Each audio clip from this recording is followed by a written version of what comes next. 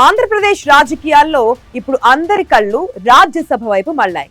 Rajya Sabha seat కోసం కాకినాడ జిల్లా టీడీపీలో పోరు పతాక స్థాయికి చేరింది.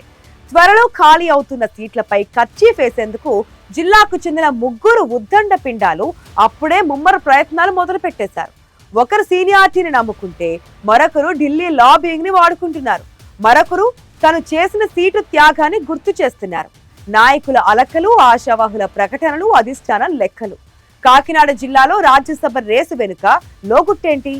రేసులో నెగ్గేదెవరు, వెనుకబడేదెవరు?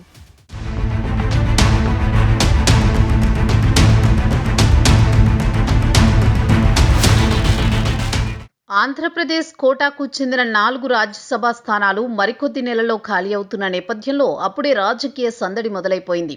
కేంద్ర ఎన్నికల సంఘం ఎప్పుడైనా నోటిఫికేషన్ ఇచ్చే అవకాశం ఉండడంతో కాకినాడ జిల్లాకు చెందిన ముగ్గురు కీలక నేతలు తమ ప్రయత్నాలు ఉధృతం చేశారు.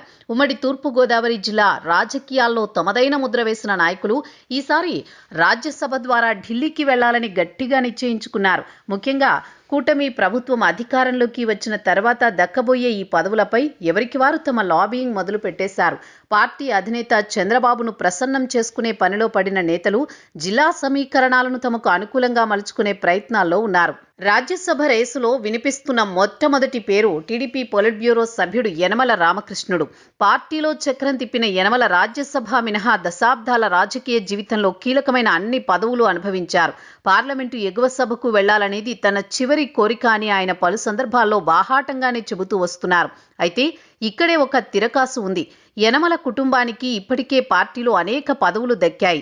ఆయన కూతురు దివ్య తుని ఎమ్మెల్యేగా గెలవడమే కాకుండా ప్రభుత్వ విప్పుగా ఉన్నారు. ఆయన చిన్నాలుడు పుట్టా మహేష్ ఏలూరు ఎంపీగా, వియంకుడు సుధాకర్ యాదవ్ ఎమ్మెల్యేగా కొనసాగుతున్నారు.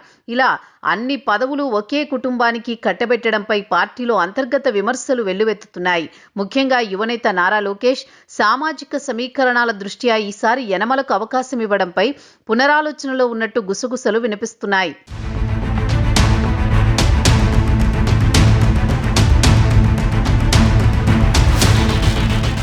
గతంలో రాజ్యసభ సీటు దక్కని సమయంలో యనమల రామకృష్ణుడు ఎస్పీ-జెడ్ అంశాన్ని లేవనెత్తారు.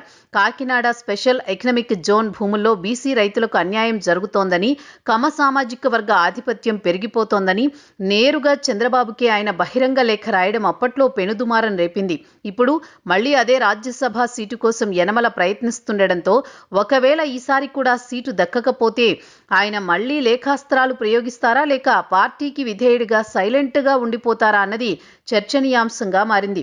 బీసీ సామాజిక వర్గంలో బలమైన నేతగా ఉన్న యనమల ఈసారి తన రాజకీయ అనుభవాన్ని పణంగా పెట్టి రాజ్యసభ కోసం చంద్రబాబుపై ఒత్తిడి తెస్తున్నట్టు తెలుస్తోంది. కాపు సామాజిక వర్గానికి చెందిన సానా సతీష్ కూడా రాజ్యసభ రెండో విడత ఛాన్స్ కోసం గట్టిగా ప్రయత్నిస్తున్నారు. గతంలో ఉప ఎన్నిక ద్వారా రాజ్యసభకు వెళ్లిన ఆయన తన పదవీ కాలం తక్కువగా ఉండడంతో మరోసారి పూర్తిస్థాయి టర్మ్ ఇవ్వాలని కోరుతున్నారు. ఢిల్లీ రాజకీయాల్లో టీడీపీకి ట్రబుల్ షూటర్గా పేరున్న సానా సతీష్ నారా లోకేష్కి అత్యంత సన్నిహితుడు.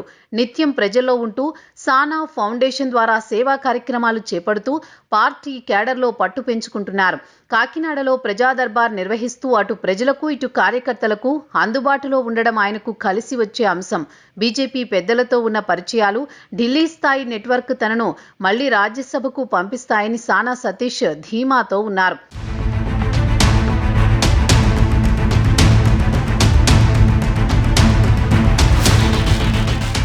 ఇక రాజ్యసభ రేసులోకి కొత్తగా చేరిన పేరు పిఠాపురం మాజీ ఎమ్మెల్యే ఎస్వీఎస్ఎన్ వర్మ.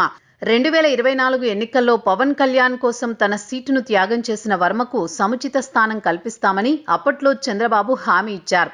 అయితే ప్రభుత్వం ఏర్పడి 2 ఏళ్లు గడిచినా వర్మకు ఎటువంటి నామినేటెడ్ పోస్టు దక్కలేదు. మొన్నటి ఎమ్మెల్సీ ఎన్నికల్లో అవకాశం వస్తుందని ఆశించినా అది నెరవేరలేదు. దీంతో ఈసారి పిఠాపురం వర్మ రాజ్యసభ సీటును టార్గెట్ చేసినట్లు సమాచారం. ఆర్థికంగా బలంగా ఉండడంతో పాటు పిఠాపురంలో జనసేనాని గెలుపు కోసం ఆయన చేసిన కృషిని అధిష్టానం పరిగణలోకి తీసుకోవాలని వర్మ అనుచరులు కోరుతున్నారు. ఏ పదవి లేకపోయినా నియోజకవర్గంలో తన ఉనికిని చాటుకుంటూ ఇప్పుడు రాజ్యసభ ద్వారా తన త్యాగానికి ప్రతిఫలం పొందాలని చూస్తున్నారు వర్మ. త్రిముఖ పోరులో రాజ్యసభ అవకాశం ఎవరికి దక్కుతుందనేది అధికార పక్ష నేతల్లో ఆసక్తి రేపుతోంది. అనుభవం ఉన్న యనమలక, ఢిల్లీలో నెట్వర్క్ ఉన్న సానా సతీష్క, లేక సీటు త్యాగం చేసిన వర్మక? పార్టీలో కొత్త రక్తం రావాలని భావిస్తోన్న అధిష్టానం యనమల విషయంలో ఎలాంటి నిర్ణయం తీసుకుంటుంది?